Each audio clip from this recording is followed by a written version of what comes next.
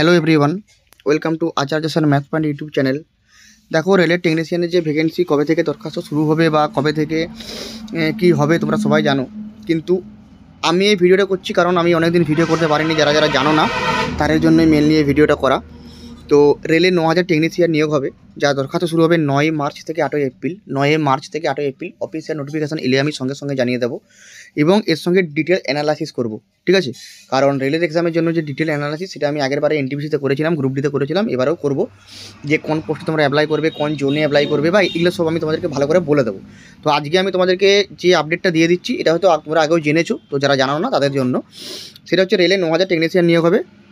অনলাইনে দরখাস্ত নেওয়া শুরু হবে 9 মার্চ থেকে 8 এপ্রিল পর্যন্ত। তো দেখা যাক প্রতিবেদনটায় কী বলা আছে। এটা হচ্ছে আগের সপ্তাহের কর্মসংস্থান পেপার। তো এটাই বলা আছে যে তোমাদের রেলের 9000 টেকনিশিয়ান নিয়োগ হবে। তার মধ্যে তোমার 17টা জোনে 21টা রেলওয়ে রিক্রুটমেন্ট বোর্ডের মাধ্যমে টেকনিশিয়ান গ্রেড 3, টেকনিশিয়ান গ্রেড 1 এবং সিগন্যাল পদে 9000 জন ছেলেমেয়ে নেওয়া হবে। কারা কোন পদের জন্য যোগ্য দেখে নাও। টেকনিশিয়ান গ্রেড 3 জন্য মাধ্যমিক পাস ছেলেমেয়েরা যারা যারা আইটিআই থেকে সংশ্লিষ্ট ট্রেডে সার্টিফিকেট কোর্স পাস করে থাকবে তারা আবেদন করতে পারবে। সংশ্লিষ্ট ট্রেডে অ্যাপ্রেন্টিসশিপ কোর্স পাস করে থাকলেও যোগ্য। কিন্তু দৃষ্টি দরকার B1, বয়স হতে হবে 18 থেকে 33 বছরের মধ্যে। মূল মাইনে 19,900 থেকে 19,900 টাকা মূল মাইনে। শূন্যপদ আছে 7,900টা, ঠিক আছে? মানে এই পোস্টে সবথেকে বেশি ভ্যাকেন্সি আছে টেকনিশিয়ান গ্রেড 3টা। কোন ট্রেডে কটা শূন্যপদটা দেওয়া হলো? টেকনিশিয়ান গ্রেড 1 ফিজিক্স বিষয় নিয়ে সায়েন্স শাখার বিএসসি কোর্সের প্রথম বর্ষ পাসরা আবেদন করতে পারবেন, ঠিক আছে? ফিজিক্স ও অঙ্ক বিষয় নিয়ে উচ্চমাধ্যমিক কোর্স পাসরাও যোগ্য, ঠিক আছে? মানে টেকনিশিয়ান গ্রেড 1 যেটা, তোমরা যদি এইচএস পাস করে থাকো তাহলে কিন্তু তোমরা অ্যাপ্লাই করতে পারবে যদি তোমরা সায়েন্স স্ট্রিম নিয়ে পাস করে থাকো। ক্লিয়ার? বোঝা গেল? এরপরে হচ্ছে কি না, দৃষ্টিশক্তি বলেছে তোমাদের B1 লাগবে।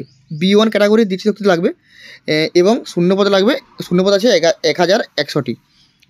B1টা মানে হচ্ছে তোমার যেটা সম্ভবত -4 থেকে বেশি হওয়া চলবে না, এটা হচ্ছে B1। ক্লিয়ার?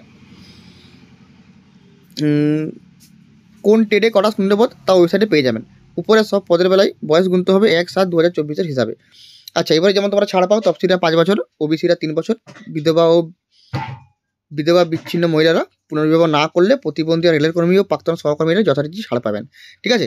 তো এক্সামিনেশনের ছাড়টা তোমরা ভালো করে জানো যে সার্ভিস ইয়ার্স প্লাস 3 বছর। প্রার্থী বাছাই পরীক্ষা। এরপরে দেখো প্রার্থী বাছাই পরীক্ষা কি বলা আছে না, বলা আছে কি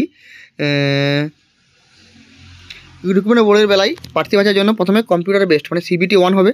তাতে সফল হলে দ্বিতীয় পর্যায়ের কম্পিউটার বেস্ট মানে CBT 2 হবে। দুটো CBT হবে, CBT 1, CBT 2।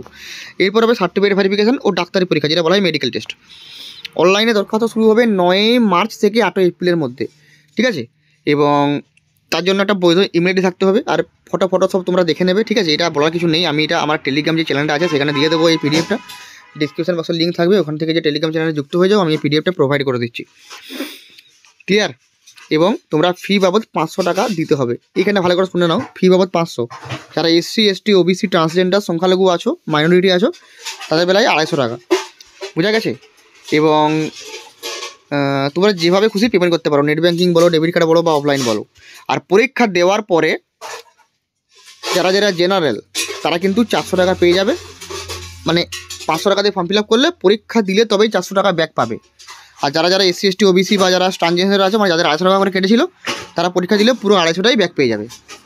ক্লিয়ার? তো পরীক্ষা না দিলে কিন্তু তুমি পাবে না ব্যাক। বোঝা গেছে? কোনো রেলওয়ে রিক্রুটমেন্ট বোর্ডের বেলায় কোনো ওয়েবসাইটে দরখাস্ত করবেন। দেখো, তুমি কলকাতার বেলায় এটাই করবে। আমি যেটা বলে দেবো, এখন অফিসিয়াল নোটিফিকেশান বেরোতে দেরি আছে। অফিসিয়াল নোটিফিকেশান বেরোনোর সময় আমি ঠিক বলে দেবো, ঠিক আছে? প্রত্যেকটা জনের আলাদা আলাদা করে অফিসিয়াল নোটিফিকেশান আছে এবং কোনটায় কি ডিটেলস শূন্যপদ বা কোনটায় কি তোমার ডিটেলস এডুকেশন কোয়ালিফিকেশান লাগবে বা বলে তো দিলাম, বাকি আরও সব বলে দেবো যখন পুরো ডিটেলস নোটিফিকেশান চলে আসবে। কিছুদিনের মধ্যে অফিসিয়াল নোটিফিকেশান চলে আসবে, বলে দেওয়া হয়েছে 9 মার্চ থেকে তোমার ফর্ম ফিল আপ স্টার্ট হয়ে যাবে। তো অফিসিয়াল নোটিফিকেশান এলে আমি অবশ্যই জানিয়ে দেবো। আর এই আপডেটটা ছিল তাদের জন্য যারা জানো না, তাদের জন্য ছিল, ঠিক আছে? এরপর আমি ব্যাক টু ব্যাক ভ্যাকেন্সির ভিডিও দিয়ে থাকবো। আজকে মোটামুটি আরও 2টো ভিডিও পোস্ট হতে পারে।